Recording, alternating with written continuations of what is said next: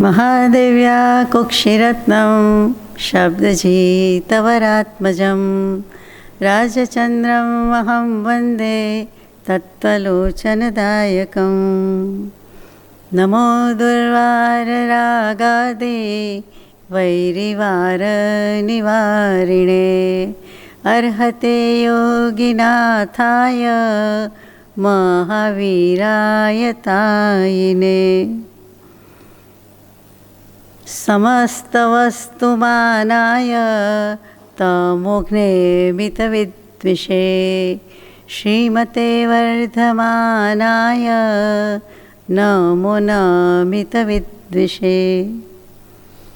सत्श्रुतने नमस्कार, असीम उपकारी आत्माने नमस्कार, मावित्रोने नमस्कार, तारक त्रिपुटीने नमस्कार, माविત્રો સમાન મુરબ્બીઓ મુમુક્ષોને નમસ્કાર, પ્રત્યેક શુદ્ધાત્મ દ્રવ્યને નમસ્કાર. પરમ કૃપાળુ દેવ પ્રણીત વચનામૃતજી અંતર્ગત પત્રાંક 946 અંતર્ગત પ્રજ્ઞાવબોધ પરમ પૂજ્ય બ્રહ્મચારીજી રચિત પ્રજ્ઞાબોધ પુષ્પ 9 મહાવીર દેવ.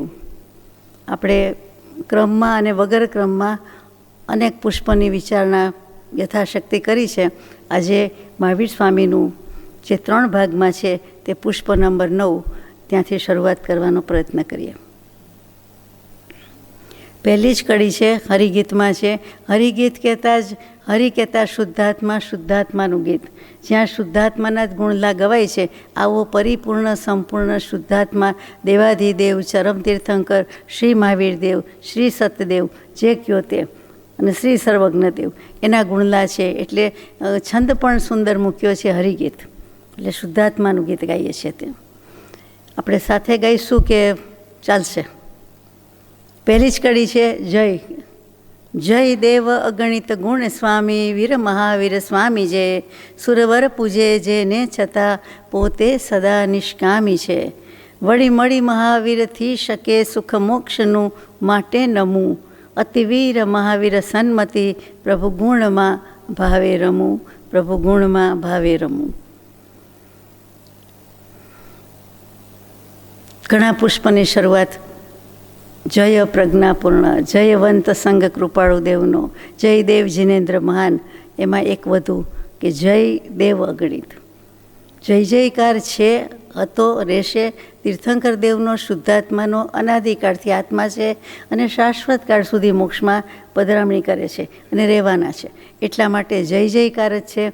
આપણે પણ શુદ્ધાત્મા, સામો પણ આત્મા શુદ્ધાત્મા, સર્વાત્મા શુદ્ધાત્મા, પૂર્ણાત્મા એમ જોવાનું છે. અને એમ તીર્થંકર દેવની સ્તુતિ હોવાથી જય જયકાર છે. એમનો જય કહીએ છીએ કે જય છે દેવ.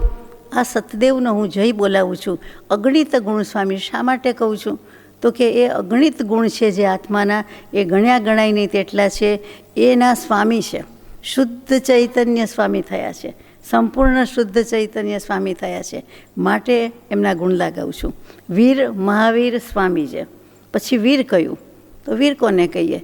તો કે વિશેષણ ઇરયતી, એટલે કે વિશેષ પ્રકારે, કોઈ ખાસ સ્પેશિયલ પ્રકારે જે પ્રેરણા કરે છે, જે પ્રોત્સાહન કરે છે, જે ઉલ્લાસ કરે છે, જે ઉલ્લાસિત વીર્યથી પુરુષાર્થ કરે છે તે, તો કે એ વીર. બીજું વીર શું? તો કે હેમચંદ્રાચાર્ય જેવા હેમચંદ્રાચાર્યજી સુંદર વ્યાખ્યા મૂકે કે વિશેષણ અથવા તો તપસા વિરાજતે, એટલે કે તપથી જે વિરાજી રહ્યા છે, શોભાયમાન થઈ રહ્યા છે. તો તપ એટલે બાહ્ય તપ છે એવું નથી, પણ અહીંયા સ્વરૂપના તપમાં પ્રતપન કરી રહ્યા છે તેવા છે, તો તે વીર ભગવાન કીધું. અને આપણે તો સાદી ભાષામાં કહીએ છીએ કે વીર એટલે શૂરવીર, બહાદુર, સાહસિક, અડગ, અટલ. આ મહાવીર સ્વામીએ સમ્યક દર્શનની ખોજમાં અને ત્યાર પછી કેવલ જ્ઞાનના પુરુષાર્થમાં અડગ રહ્યા, અચલ રહ્યા, અટલ રહ્યા અને વીરત્વ પ્રગટાવ્યું, કેવલ જ્ઞાન પ્રગટાવી દીધું. તો એવા એટલે એને વીર કયા છે, એને શૂરવીર કીધા છે. વ્યવહારમાં આપણે વીર ધીર બધું કહીએ, ધીર વીર પુરુષ કહીએ. કેમ, શા માટે કહીએ? તો કે ધૈર્યવાન પુરુષની ધીરજ અને આ વીર્યવંતા પુરુષો, શૂરવીર પુરુષોનું વીરતા, બહાદુરી, સાહસ.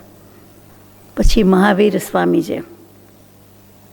મહાવીર સ્વામી, મહાવીર સ્વામીનું નામ શું? 24મા તીર્થંકર દેવનું નામ શું?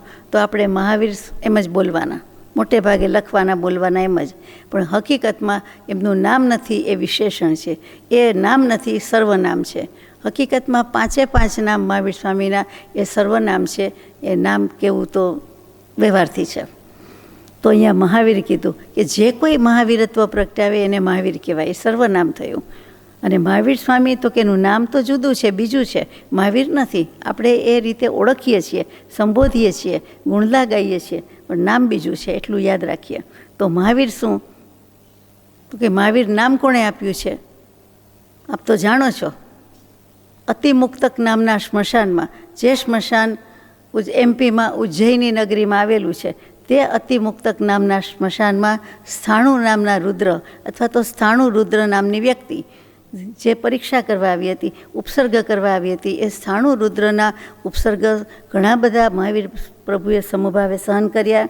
એને કસોટી કરવી હતી, થઈ ગઈ. અને પછી પ્રગટ થઈને કહી દીધું કે ખરેખર તમે તો મહાવીર જ છો, તમે મહાવીર છો, હું હારી ગયો. મને હતું કે હું કોઈથી ન હારું, કદી ન હારું, પણ હું હારી જ ગઉં છું, હારીને જઉં છું, અને તમે મહાવીર છો. એટલે મહાવીર નામ આ દેવગતિમાંથી આવ્યું મહાવીર સ્વામીનું. એટલી વીરતા પ્રગટાવી, એટલે મહાવીર કહેવાયા. આગળ જઈએ, જે કોઈ સમ્યક દર્શન અને કેવલ જ્ઞાન લઈ જાય, તે કેવલ જ્ઞાન સુધીનો પુરુષાર્થ કરે, તે બધાએ જ મહાવીરત્વ પ્રગટાવ્યું કહેવાય. પછી આપણે આગળ જેમ જેમ આવે તેમ વિચારશું કે મહાવીર બીજી પણ રીતે કઈ રીતે હોઈ શકે છે. અત્યારે તો આટલું જ મારે કહેવું છે કે સમ્યક દર્શનની પ્યાસ કે તરસ કે જે મહાવીર સ્વામીની હતી, એ કેવલ જ્ઞાન સુધીનો પુરુષાર્થ કર્યો, અદમ્ય પુરુષાર્થ કર્યો. સદબોધના વધતા બળે એકાગ્રતા અતિ આદરી. અને પછી મનોમંથનમાં વિચારની ઉત્પત્તિ થવા પછી શ્રી વર્ધમાન સ્વામી જેવા મહાત્મા પુરુષે ફરી ફરી વિચાર્યું કે આ જીવનું અનંતથી અનંતકાળને વિશે પરિભ્રમણ થયું છે, તે હજુ કાં મટતું નથી. વિચારતા એમ ભૂલ જોતા તો જીવો અનંત છે એટલે ભૂલ અનંત વિશેષ લાગે છે, પરંતુ એવી કંઈક ભૂલ રહી ગઈ છે, એવી કોઈ મૂળભૂત અને બીજભૂત ભૂલ રહી ગઈ છે કે જે ભૂલના ટળવાથી સર્વે ભૂલ ટળે છે, જે ભૂલના મટવાથી સર્વે ભૂલ મટે છે. એવી કઈ ભૂલ રહી ગઈ છે? ત્યાં એ ભૂલ આવતી નથી, ઉપયોગ ચૂકી જાય છે. એ સર્વ જીવની મૂળભૂત અને બીજભૂત ભૂલ છે. પરને પોતાનું માનવું એ પણ એમાં આવી જાય છે. ઉપયોગ ચૂકે છે એના કારણ જે શું છે? તો કે પરને પોતાનું માને છે. એટલે મુખ્ય ભૂલ કઈ? તો કે ઉપયોગ એ સાધના છે, ઉપયોગ એ ધર્મ છે, ઉપયોગ ત્યાં ધર્મ છે. એટલે ઉપયોગ જે છે કેવલ જ્ઞાન સુધીમાં બંને ઉપયોગ જાણે સાથે થઈ જતા હોય એમ બંને સાથે કરી નાખ્યા. જે જ્ઞાન દર્શન ગુણ પહેલેથી જ અનાદિકાળથી જુદા, એની બદલે એ ભેગા થયા, સાથે થયા, ઉપયોગથી ઉપયોગની એકતા થઈ અને કેવલ જ્ઞાન થયું. પરમ કૃપાળુ દેવ જાણે કે મહાવીર પ્રભુનું ત્યારે બધું જ તાદૃશ ચિતાર જોતા હોય એમ, અને પછી લખ્યું હોય એમ 500મા નંબરના પત્રમાં, વચનામૃતજીમાં પત્રાંક 500માં આ વચ્ચે પેરેગ્રાફ આવે છે. આપે તો વાંચ્યો જ હોય, આપણે ઘણાને તો મુખપાઠ હશે. તો એવા મહાવીર સ્વામીની વાત અને એવા કૃપાળુ દેવ એટલે બીજા મહાવીરે પહેલાં મહાવીર સ્વામીનું જે વર્ણન મૂક્યું છે તે વાત છે. આગળ જઈએ. સુરવર પૂજે જેને છતાં દેવો પૂજે છે. દેવો તો પૂજે, ચારે નિકાયના દેવો પૂજે, પણ સુરવર એટલે ઇન્દ્ર પણ પૂજે છે. એક નહીં, બધા જ ઇન્દ્ર પૂજે છે. કેટલા? તો કે શ્વેતાંબર આમનાયથી 64 ઇન્દ્રો આપણે પૂજા વગેરેમાં ગાઈએ, દિગંબર આમનાયથી 100 ઇન્દ્રો. તો એ 64 કયો કે 100 કયો, બધા જ ઇન્દ્રો એમને પૂજે છે. અને છતાં મહાવીર સ્વામીની શું દશા છે, શું સ્થિતિ છે? તો કે પોતે નિષ્કામી છે. પોતે તો સંપૂર્ણપણે નિસ્પૃહ છે, વિતરાગ છે, સ્થિતપ્રજ્ઞ છે, તટસ્થ છે. શું શબ્દ કેવો એ સવાલ છે. આટલું જ્ઞાન હોવા છતાં, આવી દશા હોવા છતાં, આખા જગતનું આટલું જ્ઞાન, કેવલ જ્ઞાન એટલે સ્વરૂપ જ્ઞાન તો પરિપૂર્ણ છે જ. અને એક એક દ્રવ્યની, એક એક સમયની, ત્રણેય કાળની પરિણતિ એક સમયમાં જુએ, જાણે, દેખે, વિના પ્રયાસે, વિના આયાસે, સહજ સ્વાભાવિક જ્ઞાન, એ સહજ સ્વાભાવિક સુખ. તો આ સહજ સ્વાભાવિક જ્ઞાન કહેવાય. એ કોઈ કેવળ જ્ઞાનને વિશેષણ બીજા બધા આપવા એના કરતાં કેવળ નિજ સ્વભાવનું અખંડ વર્તે જ્ઞાન કહીએ. કેવળ જ્ઞાન તે દેહ છતાં નિર્વાણ, એવું કેવળ જ્ઞાન. તેમ છતાં પોતે તદ્દન નિસ્પૃહ અને નિષ્કામી.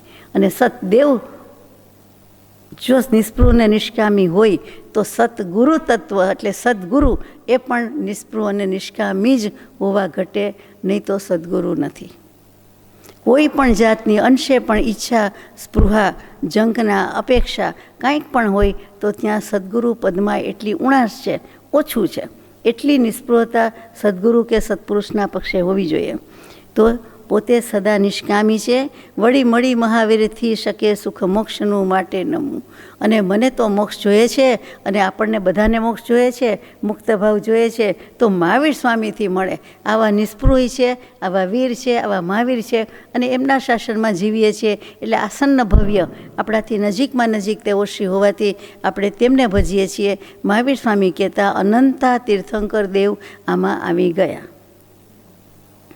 અનંતા કેવલ જ્ઞાની પણ આવી ગયા. અત્યારે ખાસ કરીને તીર્થંકર દેવની વાત કરીએ છીએ એટલે અનંતા તીર્થંકર દેવ આવી ગયા.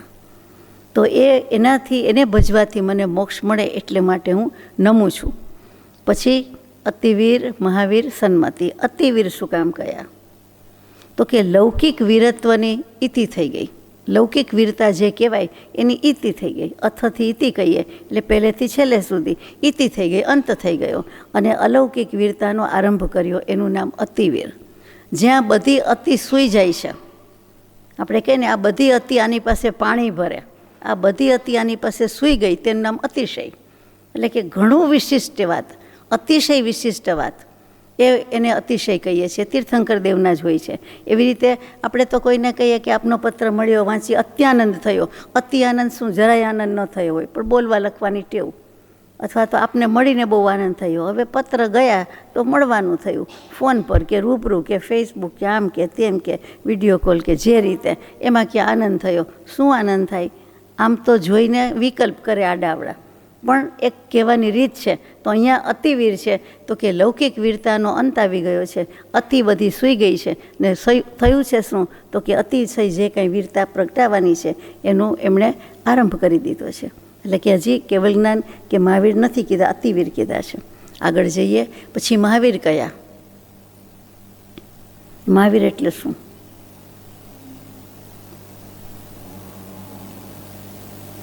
મોટો પ્રશ્ન છે. મહાવીર દેવની વાત કરવાની છે અને મહાવીર સ્વામી શું કહેવાનું? મહાન, બધી રીતે મહાન વીર થયા. ઘણા બધા વીર થાય છે. આ ઘંટાકર્ણ વીર, એમાંય મહાવીર લગાડીએ છીએ તો એ વીર છે. 52 વીર થયા. એ વીરની વાત નથી અહીંયા. આ મહાવીર સ્વામીની વાત છે, આ વર્ધમાન સ્વામીની વાત છે. એમનું મુખ્ય પહેલું નામ તો માતા પિતાએ પાડેલું એ વર્ધમાન છે. કેમ કે માતાના ગર્ભમાં આવ્યા ત્યારથી સમસ્ત નગરથી માંડીને બધી જ વસ્તુમાં યશ, કીર્તિ, લક્ષ્મી બધું જ વર્ધમાન થતું ચાલ્યું. દિવસે દિવસે વર્ધમાન થતું ચાલ્યું. એટલું જ નહીં, પણ એ વર્ધમાન સ્વામીને પણ સમ્યક દર્શન તો હતું જ જન્મથી, મતિશ્રુત અવધિ હોય. અને ત્યાર પછી તો કે ત્યાર પછી દીક્ષા પછીથી જે કેવલ જ્ઞાન સુધીનો પુરુષાર્થ છે એમાં પણ એ જ વાત આવી. એ જે પુરુષાર્થ હતો એ પુરુષાર્થ કયો હતો? આત્માને સંપૂર્ણપણે પામવાનો પુરુષાર્થ હતો. આત્માનુભવ તો થઈ જ ગયો હતો, પણ વર્ધમાન સમકિત થઈ ટાળે મિથ્યાભાસ, ઉદય થાય ચારિત્રનો વીતરાગ પદવાસ. એ વર્ધમાન વધતું જ હતું, કૃદંત ક્રિયાપદ નહીં, તો કે વધતું જતું જાય છે. અને વર્ધમાન, ત્યાં વર્ધમાન સ્વામીનું નામ પણ આવે કે વર્ધમાન સમકિત થઈ. સમકિત વધતું કેવલ જ્ઞાનને પામે છે, પુરુષાર્થ તેટલો કરે છે. એટલે ત્યાં પણ એ મહાવીરત્વ પ્રગટાવ્યું કહેવાય, એટલા માટે એને મહાવીર કહેવાય.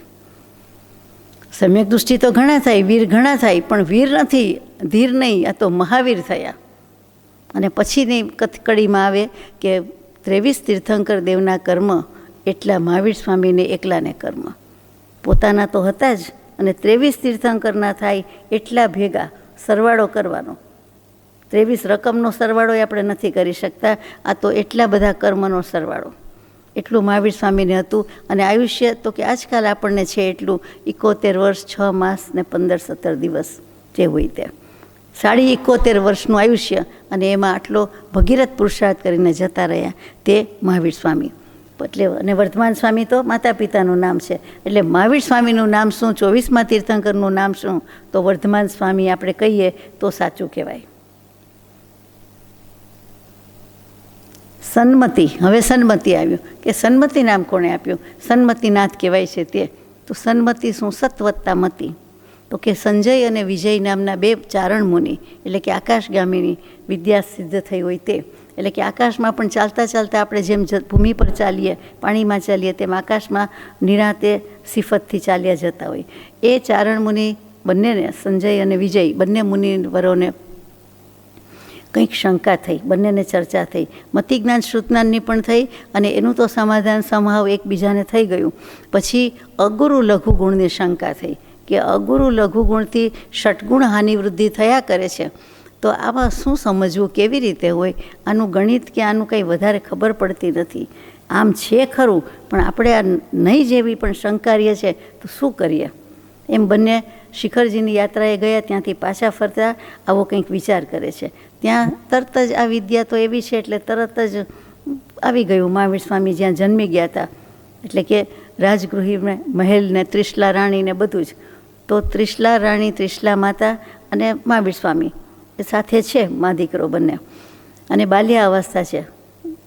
યુવાવસ્થા કેવી હોય તો કહેવાય, પણ નથી, બાલ્યાવસ્થા જ છે. તો બંને વિચાર કરે છે ત્યાંથી પસાર થતાં થતાં કે આ મહાવીર સ્વામી તો તીર્થંકર થવાના છે, 23માં થઈ ગયા, ત્યારે આપણે હતા નહીં, હવે 24માં થવાના છે, તો એ હજી બાલ્ય અવસ્થામાં છે. એટલો વિચાર આવ્યો. પણ ભલે ને એટલો વિચાર આવ્યો, ત્યાં તરત થયું કે પણ જ્ઞાની તો છે જ ને, ભાવિ તીર્થંકર જ છે, એટલે ભાવિ પ્રજ્ઞાપનીય નહીંથી તીર્થંકર અત્યારે કહેવાય આપણે, ચાલો એટલે જઈએ. એટલી વારમાં તો આવી ગયું અને ઉતરી ગયા, એટલે આકાશમાંથી સીધા પૃથ્વી પર. મહાવીર સ્વામીના દર્શન કરવા છે, ગરજ કોને છે? એમને છે. એટલે મહાવીર સ્વામીના દર્શન કર્યા, અને પછી મહાવીર સ્વામી તો જાણી ગયા અવધિ જ્ઞાનથી કે આમના મનમાં શું શંકા છે, એટલે જે કાંઈ બોધ આપ્યો હોય તે ખરો, આપણી પાસે છે નહીં લેખિત કેવું. તો કે અગુરુ લઘુ ગુણની જે શંકા હતી એમને ટળી ગઈ કે ષટગુણ હાનિવૃદ્ધિ થાય છે તે શું છે, એ કેવી રીતે છે? તો કે એ શંકા ટળી ગઈ, એટલે બંને દર્શન કરી અહો સત્પુરુષના વચનામૃત, મુદ્રા અને સત્સમાગમ ત્રણેય મળ્યું એમને. શંકા ટળી ગઈ અને દર્શન કરીને સ્વસ્થાનકે પહોંચી ગયા, નીકળી ગયા. એટલે મહાવીર સ્વામીને અહો સન્મતિનાથ, આપે તો અમારામાં સન્મતિ આપી દીધી, રેડી દીધી, આપ જ સન્મતિનાથ છો, આપ ખરા સન્મતિનાથ છો. એટલે એ ચારણ મુનિવરોનું દીધેલું નામ છે. ઇન્દ્રોએ આપ્યું, માતા પિતાએ આપ્યું, દેવોએ આપ્યું, ઉપસર્ગ કરનાર પણ દેવ જ હતા, એણે પણ આપ્યું. આ મહાવીર સ્વામીના પાંચેય નામ જુઓ તો જુદી જુદી રીતે છે. ઘણું કહી જાય છે આ મહાવીર સ્વામીના 5 નામ. આજે કેવું હોય તો આપણે શું 5 નામ કહીએ કે અહિંસાના સ્વામી, અનેકાંતના સ્વામી, અપરિગ્રહના સ્વામી, અપ્રમાદના સ્વામી અને અભય સ્વામી. ના કાઢી નાખવાનું, 5 લગાડી દેવાના. અહિંસા, અનેકાંત, અપરિગ્રહ, અભય અને શું કહ્યું મેં હમણાં? 5મું નામ શું કહ્યું? બધાય સાંભળે છે કે નહીં ખબર નહીં, ભૂખ લાગી છે ખબર નહીં. અભય કયું, અપ્રમાદ કયું, જે મુખ્ય વસ્તુ છે, પ્રમાદ કાઢવાનો છે. અહિંસા, અનેકાંત, અપરિગ્રહ, અપ્રમાદ અને અભય. અભય એટલે છેલ્લે નિર્ભય ને મોક્ષ સિદ્ધ પદ. તો આ 5 વાળા વિશેષણ જેટલા આપો એટલા થોડા છે. એમ કહ્યું ને, અગણિત ગુણ સ્વામી છે. આપણી તો વાચા પાછી પડે છે, આછી પડે છે, ઝાંખી થઈ જાય છે. તો આપણે એમને નમસ્કાર કરીએ છીએ, કારણ કે આ 5 નામથી કરીએ છીએ. પછીની વસ્તુ અગત્યની છે કે પ્રભુ ગુણમાં ભાવે રમું. આવા ગુણથી આપે તો વીરત્વ પ્રગટાવ્યું, પણ હું એમાં ભાવે રમું. જુઓ, નમું પહેલાં આવી ગયું છે, હવે રમું આવ્યું છે, અને ભાવે રમું. આ નથી કર્યો મેં એક આજ સુધી ભાવ. આપણે ભાવ નથી કર્યો, ભાવથી નમ્યા નથી, ભાવથી રમ્યા નથી. એક નમસ્કાર પણ સાચો કર્યો નથી એમ કહેવાય છે. જો એક વંદન કે એક નમસ્કાર સાચો કરે તો એ નર હોય કે નારી, એને એ જ ભવે તારે, તેટલું એનામાં બળ છે. કારણ કે એને શુદ્ધ ઉપયોગનું બળ છે. શુદ્ધાત્માનું દર્શન થઈ જાય છે, સમ્યક દર્શન થઈ જાય છે, અનુભવ થઈ જાય છે, તે વાત છે. અનુભવનો અર્થ અથવા ભાવનો અર્થ એક સાદામાં સાદો, સહેલામાં સહેલો, આગમુક્ત અનુભવ છે. ભાવ એટલે અનુભવ. આત્મા જ્યારે અનુભવ કરી રહ્યો છે પોતાનો, ત્યારે જે ભાવ થાય છે અથવા જે પરિણતિ થાય છે, જે કંઈ થાય છે, તેનું નામ ભાવ. ભાવની વ્યાખ્યા જ આ છે, ભાવનો અર્થ જ આ છે. બીજા 30-32 અર્થ છે, પણ આ અર્થ બેસે છે. આપણે કહીએ કે ભાવથી કરો એટલે દિલથી કરો, જાનથી કરો, આત્માથી કરો. આ તો એ શું છે? એટલે આત્માનો અનુભવ થતો હોય, પોતે પોતાના જ્ઞાનનો, પોતાના ઉપયોગનો, એનો યથાર્થ અનુભવ કરી રહ્યો હોય ત્યારે જે ભાવ થાય. એટલે ભાવ કેવું છે? ભાવની વ્યાખ્યા છે જે પરિણતિ છે, જે પરિણમન થાય છે એ ઘણું સૂક્ષ્મ છે. કેવલી ભગવાન સિવાય કોઈ જાણી શકતું નથી, પણ એ જ સૂક્ષ્મ પરિણમનનું નામ ભાવ છે. આપણે સાદી ભાષામાં કહીએ છીએ કે ભાવે ભાવના ભાવીએ, ભાવે દીજે દાન, ભાવે ધર્મ આરાધીએ, ભાવે કેવલ જ્ઞાન. દાનશીલ તપ ભાવમાં પણ છેલ્લું ભાવ આવ્યું. ભાવ શબ્દ પાસેથી તો ઘણું કામ લીધું. જેમ શ્રદ્ધા પાસેથી લીધું એમ ભાવ પાસેથી લીધું. ભાવ એટલે જ અનુભવ, પછી જ એને જ સ્વભાવ, એને જ આત્મભાવ કેવો છે, એને જ નિજ ભાવ કેવો છે. પછી આપણે છૂટું પાડવા માટે જાતભાતના વિશેષણ શબ્દો મૂક્યા. બાકી ભાવ આવ્યો એટલે અનુભવ આવ્યો. અને આપણે વ્યવહારમાં બોલીએ જ છીએ, હું ભાવથી કહું છું, હું ભાવથી આપું છું. દિલથી બોલીએ છીએ, કોઈ જાનથી બોલે છે, કોઈ આત્માથી બોલે છે, કોઈ ભાવથી કહે છે. એ જ વસ્તુ અહીં કેવી છે. એટલે હે પ્રભુ, ઘણા ભાવ કર્યા, હવે હું ભાવથી નમું. ઘણી વાર નમસ્કાર કર્યા, પણ હવે હું ભાવથી નમું. આ પહેલી ગાથા અહીંયા આપણે પૂરી કરીએ છીએ. સન્મતિ પાછું આવ્યું એટલે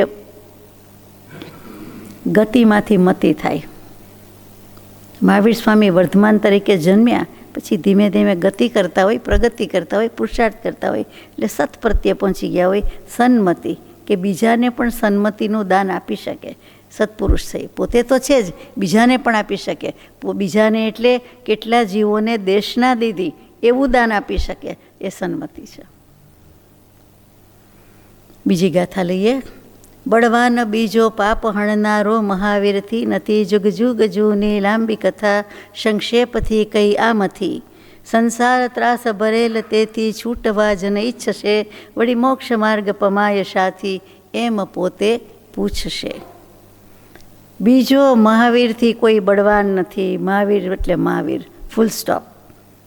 બીજો કોઈ આવો બળવાન પાપ હણનારો નથી. તો આપણે કહીએ કે બધા તીર્થંકર દેવ થાય છે, અને જે કોઈ મોક્ષે જાય છે તો બધા પોતાના સમસ્ત કર્મનો સર્વતા ક્ષય કરી નાખે છે. તો અહીંયા કેમ મહાવીર સ્વામી કીધું? તો કે વાત આવી ગઈ કે 23 તીર્થંકર દેવના કર્મ હતા એ એકલે હાથે આવી કાયામાં, આવા નાના આયુષ્યમાં, ક્યાં હજારો લાખો વર્ષના આયુષ્ય અને ક્યાં આટલું 71 વર્ષનું આયુષ્ય, 71 વર્ષનું આયુષ્ય, તો કે એમાં એમણે ઉડાવ્યા. અને એમાં કેટલા તપ કર્યા, કેવું તપ કર્યું, સ્વરૂપમાં જ તપ્યા છે. તો કે એના માટે એવો બીજો કોઈ મહાવીર નથી. જુગ જુગ જૂની લાંબી કથા, એ મેં ઘણું પરિભ્રમણ કર્યું છે. એ જીવે મહાવીર સ્વામીના ભવે, મહાવીર સ્વામીના જીવે, મહાવીર સ્વામીના ભવે નહીં. એટલે કે બધા તીર્થંકર દેવ કરતાં એમનું પરિભ્રમણ પણ ઘણું ઘણું ઘણું હતું. આપણી સાથે, આપણે એમની સાથે રિલેટ કરી શકીએ એટલું બધું હતું. ભલે જુગ જુગ એટલે અંતઃ ક્રોડાક્રોડી, એક અંતઃ ક્રોડાક્રોડી સાગરોપમની અંદર જ છે, પણ એક અંતઃ કોટાકોટી સાગરોપમ એટલે 1 કરોડ ગુણ્યા 1 કરોડ એટલા સાગરોપમ, એટલા વર્ષ. એક સાગરોપમમાં આટલા અસંખ્યાત વર્ષ આવે તો આમાં તો કેટલા બધા આવે. તો કે એટલા જુગ જૂની, એટલા વખત જૂની આ કથા હું બહુ જ સંક્ષેપમાં કહું છું એમ બ્રહ્મચારીજી કહે છે. કેવી રીતે કહી આ મથી, હું મંથન કરીને વિચાર વલોણાથી થોડુંક થોડુંક ઉપર છલો સાર નવનીત માખણ, એટલે છાશ ગમે તેટલી હોય એમાંથી માખણ જેટલું થાય તેટલું. એટલે તો કે એવી રીતે હું સાર રૂપે કહું છું, મંથન કરીને કહું છું. સંસાર ત્રાસ ભરેલ તેથી છૂટવા જન ઈચ્છશે. આ સંસારને જો ત્રાસ લાગતો હશે, સંસારથી ત્રાસ લાગતો હશે, સંસારનો ભય લાગતો હશે, સંસાર અસાર લાગતો હશે, તો તેવા જીવો છૂટવાની ઈચ્છા કરતા હશે અને તો તેને મોક્ષ માર્ગ પમાય સાથી એમ પોતે પૂછશે. તો મોક્ષ કેમ મળે, મોક્ષ માર્ગ કેમ પમાય એની ઈચ્છા કરશે. જો સંસાર દુઃખમાં દુઃખી પોતાની જાત લાગતી હશે તો બોલવા માટે નહીં. આપણને કાંઈ સંસારમાં દુઃખ છે એવું લાગે છે, પૂછવાનું છે. સંસારમાં ત્રાસ છે એવું લાગે છે? ના. સંસાર ભયકારી છે એવું લાગે છે? નથી. સંસારના દુઃખ છે એવું લાગે છે? કદાચ સેજવાર બોલવા માટે, બાકી નહીં. જો લાગે તો આપણે છૂટવાનો મરણીયો પ્રયાસ કરીએ. કરેંગે યા મરેંગે. કાલ થાય તો આજ કરીએ, આજ થાય તો અભી કરીએ. કોઈ બોલાવે તો એ બોલાવી જાય નહીં, કાંઈ જવાબ આપીએ નહીં, કાંઈ ખાઈએ નહીં, પીએ નહીં, ઊંઘીએ નહીં, કાંઈ કરીએ નહીં. બસ હું કરીને હઠ કરીને બેસી જાય કે મારે મોક્ષ જ જોઈએ છે. ક્યારેય કર્યું છે? કોઈ કરવાય ન દે ઘરમાં. બરાબર. એક જણને કરવું હોય તો કે બેસો છાનામાના, જમીન બેસજો, આટલું કરીને બેસજો, આટલું કામ પતાવી દો પછી બેસજો, વગેરે વગેરે. તો કે એવું ત્રાસજનક લાગ્યો નથી. જો લાગે તો એ પૂછે. અને શું પૂછશે? મોક્ષ માર્ગ પૂછશે. માર્ગ શું? તો કે સાધન, મોક્ષના સાધન, તે મોક્ષ માર્ગ. મોક્ષ માર્ગનો અર્થ શું? તો કે મોક્ષના સાધન. મોક્ષ માર્ગ એટલે રસ્તો કહી દીધો એ ન ચાલે. મોક્ષના સાધન શું છે? સમ્યક દર્શન, સમ્યક જ્ઞાન, સમ્યક ચારિત્ર. આખું સૂત્ર જ મોક્ષશાસ્ત્રનું એ કે સમ્યક દર્શન જ્ઞાન ચારિત્રણી મોક્ષ માર્ગ એટલે કે મોક્ષના સાધન સમ્યક દર્શન, સમ્યક જ્ઞાન, સમ્યક ચારિત્ર છે. આપ કહેશો કે ખબર જ છે.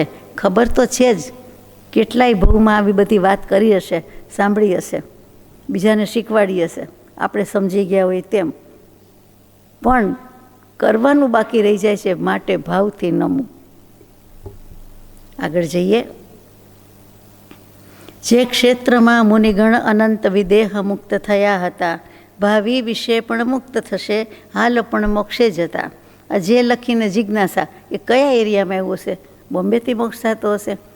ના ના, બીજા આઉટ ઓફ સ્ટેટ જ કહેવાય મહારાષ્ટ્ર. પણ ગુજરાત, મહારાષ્ટ્ર, રાજસ્થાન ત્રણની, તો ત્રણ સિવાયના કોઈ સ્ટેટથી એમ તો છે નહીં. જે ક્ષેત્રમાં મુનિગણ અનંત વિદેહ મુક્ત થયા હતા, અનંત મુનિવરો, મુનિમાં બધા આવી ગયા, સાધુ એટલે બધા આવી ગયા, અવધિ જ્ઞાની, મનોપર્ય જ્ઞાની, કેવલ જ્ઞાની, પછી જે કાંઈ બહુ શ્રોત, 14 પૂર્વધારી, બધા આવી ગયા.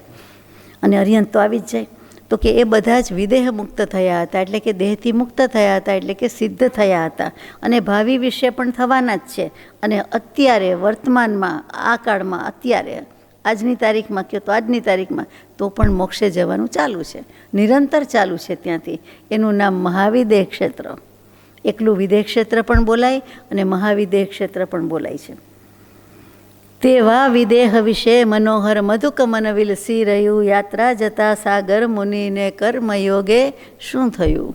પૂછે છે. જંબુદ્વીપ ખરું, એમાં સુદર્શન મેરુ પર્વત ખરું. મેરુ પર્વતના ઘણા નામ, એમાં 5 જાણીતા નામમાં સુદર્શન મેરુ કહેવાય. તે સુદર્શન મેરુ પર્વત, એની પૂર્વ દિશા, મેરુ પર્વતથી જ બધી દિશા શરૂ થાય છે. જાણવા કહી દઉં કે મેરુ પર્વતના નાભી પ્રદેશ છે, એટલે કે મધ્યપ્રદેશ કહીએ, ત્યાં નાભી નથી બોલતા, મધ્યપ્રદેશ કહે. બિલકુલ મેરુ પર્વતની નાભીમાં, બિલકુલ સેન્ટરમાં. આપણું સેન્ટર, આપણા શરીરનું સેન્ટર નાભી કહેવાય છે. એવી રીતે ઘણી બાબતમાં નાભીનું મહત્ત્વ છે, કેન્દ્ર ખબર છે આપણે, કેન્દ્ર બિંદુ છે. એવી રીતે મેરુ પર્વતનું જે સેન્ટર છે એને મધ્યપ્રદેશ કહો, આત્માનું નાભીની બાજુ છે એને રૂચક પ્રદેશ કહીએ. આટલો ફરક. એ જ મેરુ પર્વતના રૂચક પ્રદેશ કોઈ પૂછે, મધ્યપ્રદેશ પૂછે, 8 પ્રદેશ પૂછે તો છે મેરુ પર્વતની સેન્ટરમાં છે, તે બરાબર સેન્ટરમાં, 1 લાખ જોજનમાં સેન્ટર જ્યાં આવે ત્યાં. અને ત્યાંથી દિશા શરૂ થાય છે, પૂર્વ, પશ્ચિમ, ઉત્તર, દક્ષિણ, અને 4 ખૂણા કહીએ, વિદિશા કહેવાય કે ઈશાન, વાયવ્ય, નૈઋત્ય અને અગ્નિ. આ 4 દિશા અને ખૂણા મેરુ પર્વતથી શરૂ થાય. આપણને એમ થાય ને કે આ ઈસ્ટ, આ વેસ્ટ, કંપાસ અથવા તમારી મેળે, આપની મેળે ખબર પડી જાય. જ્ઞાનને ધન્યવાદ, નમસ્કાર. પણ શરૂ ક્યાંથી થઈ? તો કે તે મેરુ પર્વતથી શરૂ થયું છે. એટલે અહીંયા મેરુ પર્વત, એની પૂર્વ દિશા, એનું પૂર્વ મહાવિદેહ ક્ષેત્ર, એમાં પુષ્કલાવતી દેશ અને પુંડરીકિણી નગરી, અને તેમાં એક સુંદર વન, અને વનનું નામ જ મધુકવન. એ મધુકવન વિલસી રહ્યું. બોલો, ખૂબ ખૂબ સુંદર છે. એનો વિલાસ, વૈભવ, એટલે કે એની કંઈક જે કાંઈ કહો તે વર્ણન જેટલું થાય તેટલું, તો કે એટલું સુંદર છે, એટલું રમણીય, એટલું મનમોહક, એટલું મનોહર. હવે આટલા બાગનું શું આપણે વર્ણન કરવું? વિતરાગ થવાની વાત કરવાની ને ક્યાં આપણે બાગમાં પડી જાય, ઉદ્યાનમાં પડી જાય એમ. યાત્રા જતા, એની યાત્રા કરતાં જતાં એની આજુબાજુ જતાં, યાત્રામાંથી પાછા ફરતા એક સાગર મુનિ છે. એને શું થયું? તો કે એ કાંઈક ત્યારે આ દિશાની વાત નીકળી, એ ક્યાંક દિશા ભૂલેલા હતા. એ વન અટવીમાંથી બહાર કેમ નીકળવું, એવું કંઈક હતું. અને ત્યાં એને કોઈક મળે છે. કોણ મળે છે? તો કે હવે વાત શરૂ થાય છે. કર્મયોગે શું થયું? તો કે જુઓ કે કોના કેવા કર્મ છે અને કોણ મળે છે. યોગાનુયોગે કહીએ તે વન વિશે પુરુરવા ભીલરાજ સાથી સહવસે, મૃગમાની મુનિવરને અરે તે ભીલ હણવાને દસે. કલ્યાણકારી કાલિકા રાણી મના કરતી કહે, હે નાથ હણવા ના જતા વનદેવ એ સૌને દહે. એ વન વિશે પુરુરવા નામના ભીલરાજ છે, એ આવે છે. એ એકલા છે એમ નહીં, એના સાથી છે, એનું ગ્રુપ છે, એનું કુટુંબ છે. એ હંમેશા પલ્લી બધી સાથે જ હોય. એટલે ભીલને ભીલની પલ્લીને એમ કહે, એક રાજા હોય પણ મોટે ભાગે એનું ટોળું ભેગું જ હોય. એનો પરિવાર કયો કે ટોળું કયો, ગ્રુપ ભેગું ને ભેગું હોય. ઘણાને કેવું હોય સાથે જ ગમે, અમારું ગ્રુપ તો જ્યાં જાય ત્યાં સાથે જ હોય. એનો પાછો પ્રાઉડ લેતા હોય એમ. તો મૃગમાની મુનિવરને અરે તે ભીલ હણવાને ધસે. એને મૃગ માને છે. મુનિરાજ કાયોત્સર્ગમાં એવા સ્થિર કે જાણે હરણ શાંતિથી સંગીત સાંભળતું હોય, તલ્લીન થઈ ગઈ હોય ને ડૂબી ગયું હોય, અને એને સ્થિર માનીને શિકારી બાણ મારવા સજ્જ થઈ જાય, એવી રીતે ભીલ રાજા પણ મારવા માટે તૈયાર થઈ જાય છે. ત્યાં એને ભીલની પત્ની એટલે કાલિકા રાણી, ભીલ રાજા કહેવાય એટલે એની રાણી કાલિકા રાણી કલ્યાણકારી છે, એટલે કલ્યાણ કરે છે ભીલનું કે બધાનું પોતાનું. એ મના કરે છે કે નહીં, મારો નહીં, એ તો વનદેવતા લાગે છે, કોઈ વ્યક્તિ લાગે છે, વનદેવતા છે અથવા દેવ લાગે છે. એટલે કે તમારે હરણ કે મૃગ કે પશુ નથી, તો વનદેવ છે. અને વનદેવ હોવાથી, વનદેવતા હોવાથી આપણને બધાને એની માલિકીનો આ એરિયા કહેવાય તો બાળી શકે. એટલે યક્ષ હોય છે તેમ વનદેવતા જેવા, તો કે આપણને બધાને બાળી મૂકે અથવા આપણું ધનોત નીકળી જાય, નષ્ટભ્રષ્ટ કરી નાખે, તો આપણે એને મારવાની બદલે આપણે મરી જાય. તો એને મારવાનો નથી, હિંસા હણવાનું નથી. વળી રાણીનું સાંભળ્યું ભીલ રાજાએ, સારું કહેવાય. નહીંતર તો કહેશે તમારી સલાહ તમારી પાસે, મારે જે કરવું હોય તે કરું. એવું નથી. તેને નમી પૂજા કરો, ભલું ભીલ સર્વેનું થશે. એમ રાણી કહે છે કે એની પૂજા કરો, નમન કરો, પૂજા કરો, અને આપણા બધા ભીલનું સારું થશે. સુણી વાણી રાણીની ભલી, ભીલ ભાવ સહભક્તિ વશે. મુનિને નમી પૂજા કરે, ત્યાં મુનિ દયાળુ ઉચ્ચરે. રે ધર્મથી 3 લોકની લક્ષ્મી મળે જો આચરે. કેટલો સુંદર બોધ કહી દીધો. રાણીની વાણી સાંભળીને ભીલે પણ કેવું કર્યું કે નમન કર્યું, એટલે કે વિનય કર્યો, અને પૂજા કરી, અને પછી ભાવ સહભક્તિ વશે, ભાવ ભક્તિ એને આવી ગયા. પૂર્વનો કોઈ સંસ્કારી તો જ થાય ને. એટલે થતાં દયાળુ મુનિ છે, કરુણાસાગર છે, એ કહે છે કે અરે તું ધર્મ સમજે તો 3 લોકની લક્ષ્મી મળે તને ના થોડું ઘણા પૈસા ધનમાં શું કરવું છે, થોડું ઘણું ચોરી કરીને શું કરવું છે, પણ તું ધર્મ કર તો તને લક્ષ્મી મળે. ને કેવી લક્ષ્મી મળે? આત્મધન કેવું મળે? 3 લોકનું રાજ્ય મળે તેવું મળે. આપણને કહે આ ભગવાન આપણને જ કહે છે આમ જુઓ તો આપણને 3 લોકની લક્ષ્મીમાં ક્યાં રસ પડે છે? ત્રિલોકના નાથ કી જય બોલીને રવાના. પણ ત્રિલોકના નાથ મારે થવું છે, હું પણ થઈ શકું, લોકશાહી છે. ભગવાન કહે છે, નોતરું આપે છે, સમજાવે છે, માર્ગ બતાવે છે, સાધન આપે છે, શિખામણ આપે છે, આજ્ઞા આપે છે, કરુણા કરે છે. છતાં આપણને કેટલી અસર થાય છે જોવાનું. અત્યારે ભીલ આપણા કરતાં આગળ કહેવાય કે નહીં? કહેવાય જ ને. કયું માન્યું અને હવે માને છે પાછા. હવે મુનિરાજ શું કહે છે જુઓ. મદિરા મધુને માંસ અંજીર ઉમરડા ટેટા તજો, સાચા જીનેશ્વર માન હિંસા દી તજી અણુયમ ભજો. બસ 7 અભક્ષ 7 વ્યસનનો ત્યાગ આવી જાય, અષ્ટમૂલગુણ આવી ગયા. દિગંબર આમનાઈમાં શ્રાવક એટલે અષ્ટમૂલગુણ હોવા જ જોઈએ. શ્રાવક શ્રાવિકા બંને આવી ગયા એમાં, કે એ એક નિયમથી જાણે નવકાર મંત્ર આવડતો જ હોવો જોઈએ, એમ આ અષ્ટમૂલગુણ એનો સ્વીકાર ત્યાગ જે કરવાનું છે એ પ્રમાણે હોય જ. મદિરા કહેતા, શરાબ કહેતા, ખરાબ કહેતા, મદ અભિમાન ચડાવે તે મદ્ય કોઈ પણ પ્રકારનું, ખરાબમાં ખરાબ દેખાય તમને ગમે તેટલું ક્રિસ્ટલ ક્લિયર, પણ અંદર ભંગાર અને કચરો હોય, 1 નંબરનો કચરો હોય. કોઈ માને કે ન માને, બિલકુલ કચરામાંથી બનતી વસ્તુ હોય તો તે આ. પછી મધુ એટલે મધુબેન માફ કરે, મધ બહુ નુકસાનકારક છે. હવે તો પાશ્ચાત્ય જગતમાંય સ્વીકાર્યું છે, ઇન્ડિયામાંય સ્વીકાર્યું છે. વૈદરાજ કોઈ કહે કે મધ સાથે અનુપાનમાં તો કહી દેવાય કે અમે તો સાકર કે ગોળમાં લેશું, અમે મધની બાધા છે. મધનો નિયમ છે, ત્યાગનો નિયમ છે, મધ ત્યાગ છે.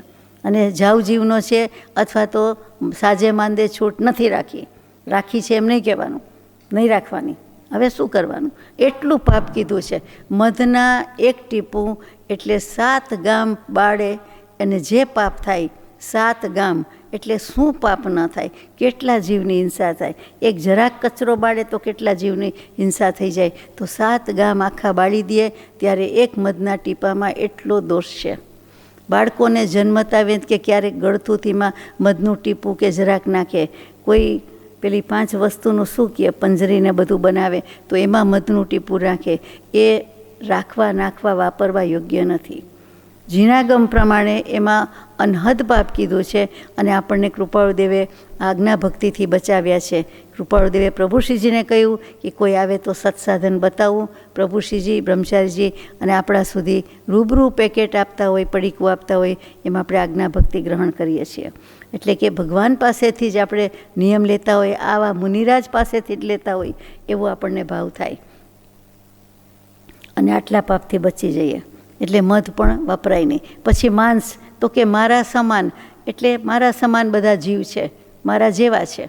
માન સમાન, એટલે કોઈનું કાંઈ ન કરાય. આપણે નાની નાની વસ્તુમાં કોઈને ખાલી જતી રહે કે આગી જા, દૂર જા, કે તારું મોઢું નહીં બતાવતો બતાવતી, અથવા મરી જા, એમ કોઈ વાર કોઈએ સાંભળ્યું હોય, કોઈને કહેતા સાંભળ્યું હોય, આપણે તો બોલીએ એવા છીએ જ નહીં. તો પછી દુઃખ લાગે. તો આમાં તો કેટલું દુઃખ લાગે એને મારી નાખીએ તો. બ્રહ્મચારીજીએ દયાના પુષ્પમાં લખ્યું જ છે, પ્રજ્ઞાબોધમાં જ, કે આપણને જો મર કહે તોય એ બહુ દુઃખ થાય, તો પરજીવને મારતા કેમ નહીં અચકાય, એવું કંઈક લખ્યું છે. તો અંજીર, ચાલો આપણને એમ થાય કે આપણે ક્યાં વાપરીએ છીએ, આપણને ક્યાં લાગુ પડે. જગતમાં અહિંસક જેવું કાંઈ છે જ નહીં, એટલે માંસ વગેરે. તો નોન ફર્ટિલાઇઝ એગ્સ ખવાય, જરાય નહીં, ન જ ખવાય. એગ્સ બીમાંથી જ થાય ને, કાંઈ પણ વિકાસ થાય ને, પ્રગતિ થાય ને, જીવ હોય તો જ થાય ને. એટલા માટે બધામાં જીવ છે ને છે જ, નો મેટર વોટ. ચાલો પછી અંજીર એટલે તો સૂકો મેવો યાદ આવે, દિવાળી નજીક આવી, ડ્રાય ફ્રૂટ. તો કે દેખીતું તો અંજીર ન જ ખવાય, એમાં ઝીણા ઝીણા તલ કરતાંય નાના એવા એટલા ત્રસ જીવો ઉત્પન્ન થતા જ હોય છે, એટલે ક્યારેય ન વપરાય. એટલે એનો ત્યાગ જ હોવો જોઈએ. બીજું બધા સૂકા મેવાના આટલા ફળ છે, વાપરી શકાય, પણ આ ફળ ન વપરાય. અંજીરનો હલવો, અંજીરનો આઈસ્ક્રીમ, અંજીર પાક એટલે ખજૂર પાક, એ બધામાં અંજીર હોવાના પૂરા ચાન્સ છે. એટલે પાકે પાયે કરવું પડે, એના કરતાં ખાવું જ નહીં, કાં એકલો ખજૂર જ વાપરવો. કારણ કે કોઈ ખોટુંય બોલી જાય વેચવું હોય તો, અને કોઈનો વિશ્વાસ પણ ન થાય અને ખબર પણ ન પડે આપણને, તો આપણને અજાણતા પણ દોષ લાગે છે. તો એવું વાપરવા જેવું નથી. કોઈક જીવ એવા પણ હોય છે, એમ કે મારી તો દર્દ એવું છે કે દવા જ અંજીર છે, બીજું કાંઈ નથી. તો દવા અંજીર હોય તો ભલે હોય, અમથુંય મટવાનું હોય તો મટી જાય, ન મટવાનું હોય તો ન મટે. એટલા માટે આયુષ્ય પ્રમાણે જ થાય છે. અંજીર ન ખાય તો કાંઈ આયુષ્ય પૂરું ન થઈ જાય, તો એટલો વિચાર કરવાનો. પછી ઉમરડા અને ટેટા, એટલે વડના ટેટા, પીપળના ટેટા, પીપળાના ટેટા, ઉમરડા, એ બધું જ કહેવાય. એમાં પણ એટલા જ ત્રસ જીવ હોય. આપણને એમ થાય કે આપણે તો ઓળખતા નથી, જોયા નથી, ખાયા નથી, ખાધા નથી, વાપર્યા નથી, પણ કેટલાક જીવને બીજાને જો રસ્તામાં ક્યાંય આવડાવડા જતા જોયા હોય તો ખબર પડે કે એમાંથી કેવા કેવા ટેટામાંથી જીવડા નીકળે છે.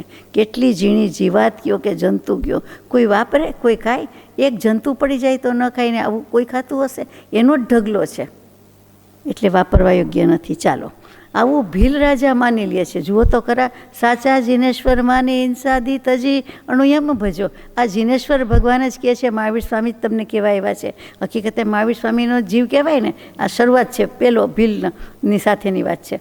તો કે એને કહેવામાં આવે છે, તો કે તમે અણુવ્રત, તમે મહાવ્રત તો દીક્ષા લે કે જીનેશ્વર ભગવાનના હોય, તમારા શું છે? તો કે અણુયમ એટલે અણુવ્રત. તમે થોડુંક તો પાડો. હવે આટલી જિંદગી તો ગઈ, પણ 5 મહાવ્રત અંશે તો પાડો, એટલે 5 અણુવ્રત કહેવાય. વ્રત 12 પાડો, એટલે 12 છે. 5 મહાવ્રત, 3 ગુણવ્રત અને 4 શિક્ષાવ્રત. એ 5 ને 3 8 ને 4 12 શ્રાવકના વ્રત કહેવાય. મુમુક્ષુએ લેવાના વ્રત કહેવાય. એ 12 વ્રત. 12 વ્રતમાં પેલું પ્રાણાતિપાત, પછી મૃષાવાદ, અદત્તાતાન, પછી મૈથુન, આ બધાનો ત્યાગ અને પરિગ્રહ. એ 5નો ત્યાગ, એ 5 મહાવ્રત અને અણુવ્રત. પછી 3 ગુણવ્રતમાં શું આવે? તો કે 6થું દેશાવગાશિક વ્રત, 7મું ભોગ ઉપભોગ વ્રત, 8મું અનર્થ દંડ વિરમણ વ્રત, પછી 9મું સામાયિક વ્રત, 10મું દેશાવગાશિક પાછું આવ્યું, અને 11મું પૌષદ વ્રત, અને 12મું અતિથિ સંવિભાગ વ્રત, 6થું દિશી વ્રત અને 10મું દેશાવગાશિક વ્રત. આ 12 વ્રત કહેવાય. તો એ 12 વ્રત પાળવાની વાત છે, એ સદા સુખદાયી છે. આ ભીલ રાજાને કહે છે, મુમુક્ષુ શ્રાવક નથી. જો ટેક રાખીને નિભાવે સ્વર્ગ સુખ અનુયાયી લે. જો તું આની પ્રતિજ્ઞા લઈને નિભાવીશ તો સ્વર્ગના સુખ મળશે. તને મોક્ષમાં રસ ન હોય, ખબર ન પડતી હોય, દેવલોકની તો ખબર પડે ને કે સ્વર્ગ મળશે, મારે સ્વર્ગમાં જવાનું મળશે, તો ભીલ ખુશ થઈ જાય. મુનિ વાત માની મોક્ષ માર્ગે ચાલતા ભીલ ભવ ગયો. અંતે સમાધિ સહિત મરીતે દેવ ધર્મ બળે થયો.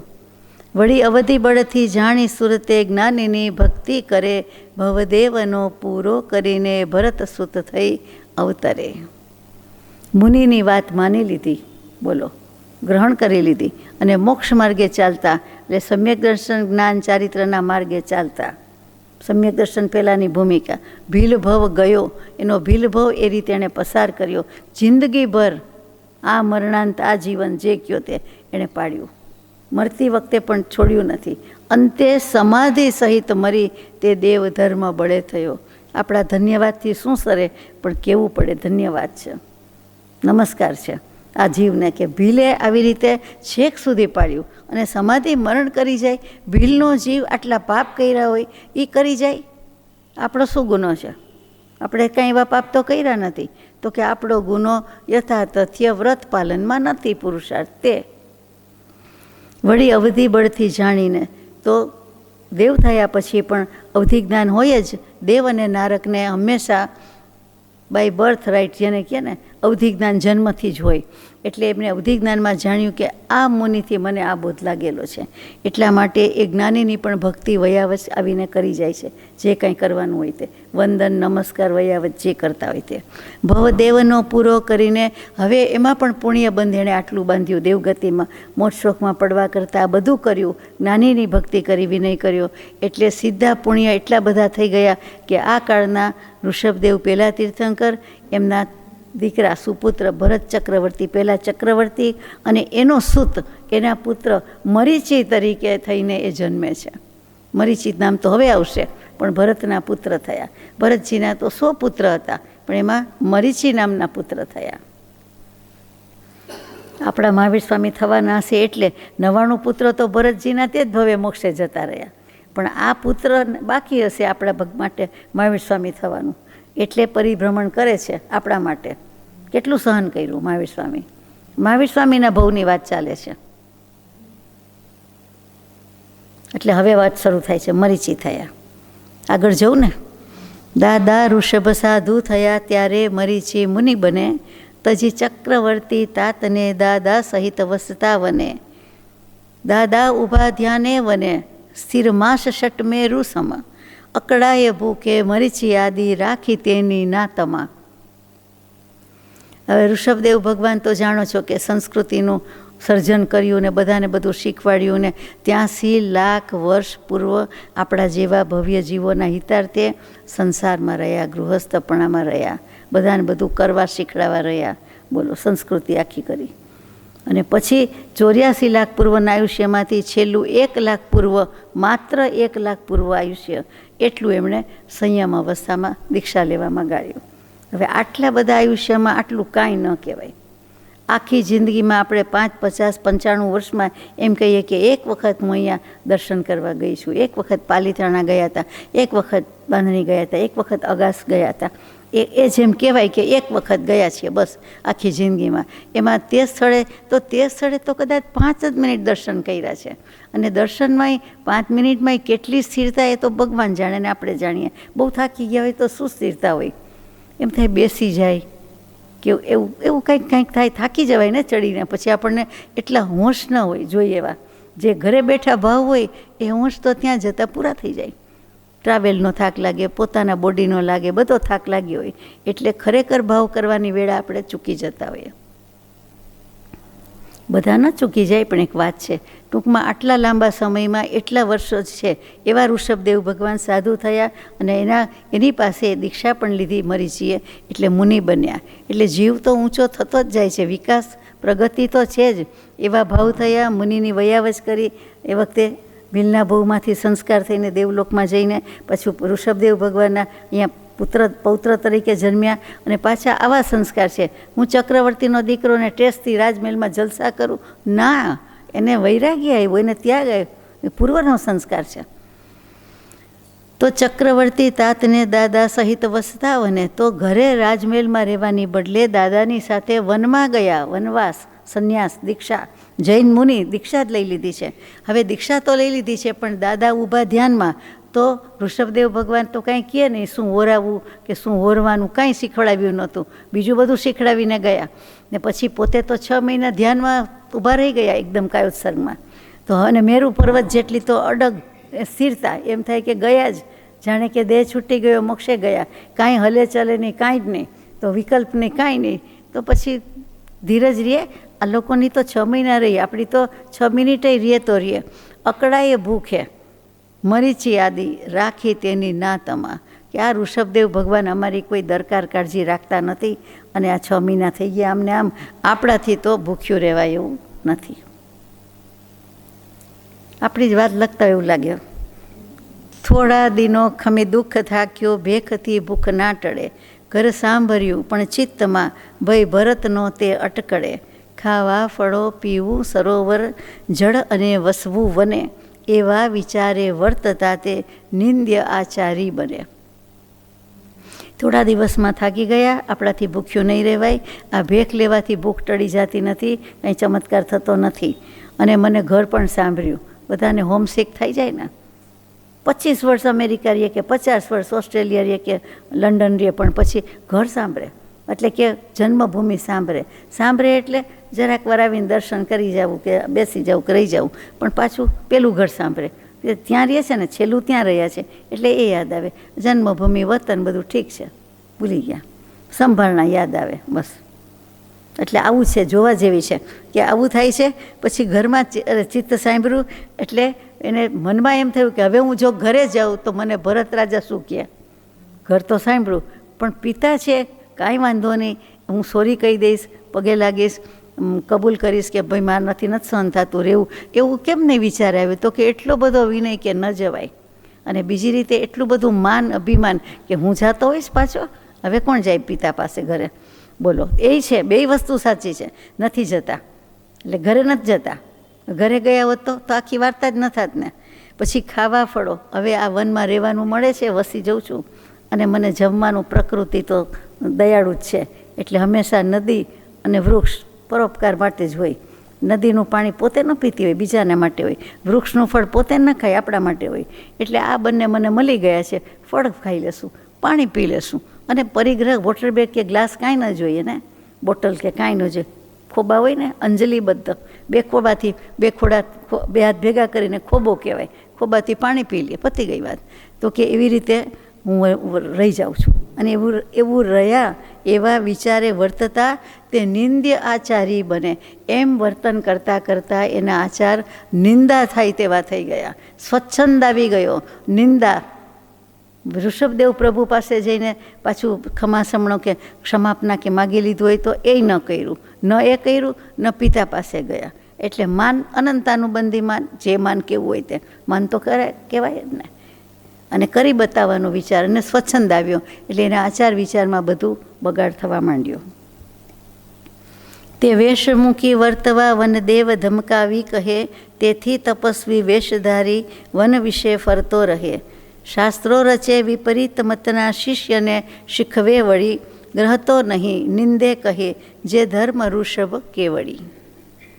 તે વેશ મૂકી દે છે, એમ પોતે મૂકી દેવા માટે, એટલે વનદેવ કહે છે કે તું મુનિનો વેશ કરે અને આચાર આવા હોય, જૈન મુનિ થઈને આવું બધું શિથિલાચાર આવી જાય, ભ્રષ્ટ થઈ જાય, એ ચાલે નહીં, એમ વનદેવ ધમકાવીને કહે છે. બોલો, યક્ષ દેવતા આ રીતે સહાય કરે છે. તેથી તપસ્વી વેશધારી વન વિશે ફરતો રહે. એટલે એણે તપસ્વીનો વેશ કરી નાખ્યો કે વલકલ પહેરવાના, અથવા તો આ બધું ખાઈ પી લેવાનું, કાંઈ બીજું જોઈએ નહીં. પણ જૈન મુનિ નહીં, એટલે ઉપવાસ એકાસના ને બધું કાંઈ જ નહીં. પછી રાત્રિ ભોજન ત્યાગ નહીં ને કંદમૂળ ભક્ષણ કરવાનું ને બધું ધીમે ધીમે તાપસ હોય ને એવું થઈ ગયું, બીજા સંન્યાસી હોય તેવું થઈ ગયું, સાધુ બાવા, તપસ્વી બાવા એવું.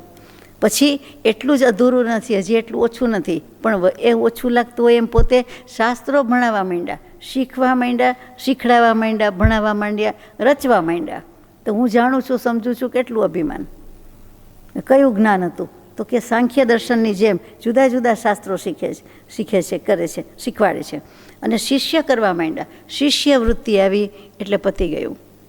જગત આખાના શિષ્ય થવાની દૃષ્ટિ જેણે વેદી નથી તે સદગુરુ થવાને યોગ્ય નથી.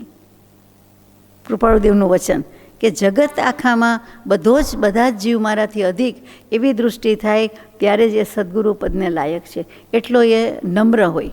બાકી શિષ્ય કરવા જાય એટલે મુવા. એમાં સ્પૃહા આવી, ઈચ્છા આવી, અપેક્ષા આવી, અભિલાષા આવી કે મારો વારસો કોણ સંભાળે, મારી સેવા કોણ કરે. જે લૌકિક ભાવ છે, સંસારમાં બધા વિચારે છે, એ જ આ જો મુનિદશામાં વિચારવાનું હોય તો સવાલ ક્યાં છે? સરખામણી તરત થઈ જાય છે કે આમ ન પોસાય, એ કરાય જ નહીં. અને ભાવ સ્વાર્થનો જ હોય છે કે મારા પછી કોણ, કે મારું કોણ કરે. માટે દરેક જીવને એમ થાય કે હવે હું એકલ વિહારી ના, મારે એક જણ જોઈએ. પતી ગયો. સાથ ને સંગાત ને સોબતમાંથી જ જીવ ઊંચો નહીં આવ્યો. ગ્રહ તો નહીં નિંદે કહે જે ધર્મ ઋષભ કેવડી. વળી આટલું ઓછું હોય તેમ બાકી શું કરે છે કે ઋષભ પ્રભુનો ધર્મ પિતા છે અને સંસારી પિતા છે, દાદા છે, બધું છે. તે ધર્મ પિતા તો મુખ્ય છે. તેમ છતાં એ કહે છે તે ધર્મ એમ નહીં, પણ હું કહું છું તે પણ ધર્મ છે. અહીંયા પણ ધર્મ છે, મારી પાસે પણ ધર્મ છે, મારી પાસે પણ છે. આજે આપણે સંસારમાં એ જોઈએ જ છીએ, નવું નથી. આપણે કોઈને કોઈ રીતે, કોઈને કોઈ ફિલ્ડમાં બધી રીતે આ કરતા જ રહીએ છીએ, કરતા જ આવ્યા છીએ કે એની પાસે પૈસા છે તો મારી પાસે નથી, એની પાસે કપડાં છે વધારે તો મારી પાસે નથી, એની પાસે સારું છે તો મારી પાસે સારું નથી, એને આવડે છે તો મને નથી આવડતું, એ જાય તો હું ન જાઉં. એમ દરેક વસ્તુમાં થોડું ઘણું એવું થાય છે. સમજવા માટે છે. અને એને અહીંયા ઉત્સૂત્ર પ્રવૃત્તિ કહેવાય. અથવા તો ગુરુ કયો કે પિતા કયો કે તીર્થંકર દેવ કયો કે જે કયો તે બેઠા છે અને પોતે ડાપણ કરે, કેવું કહેવાય.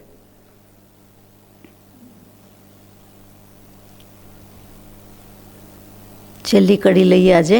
જે ધર્મના આધારથી ભીલસુર સુખો પામ્યો હતી, તે ચક્રવર્તી કુમાર પદ પામી તજે શું થઈ ગતિ. અજ્ઞાન તપથી દેવ થઈ બ્રાહ્મણ જટિલ નામે થયો. ઉછરી અયોધ્યામાં હવે તે વેદશાસ્ત્રો ભણી ગયો. જે ધર્મના આધારથી ભીલને દેવતાએ સુખ મળ્યા હતા, એ ચક્રવર્તીનો કુમાર એટલે ભરત ચક્રવર્તીના પુત્ર રૂપે આવ્યા. મરીચીની જ વાત છે.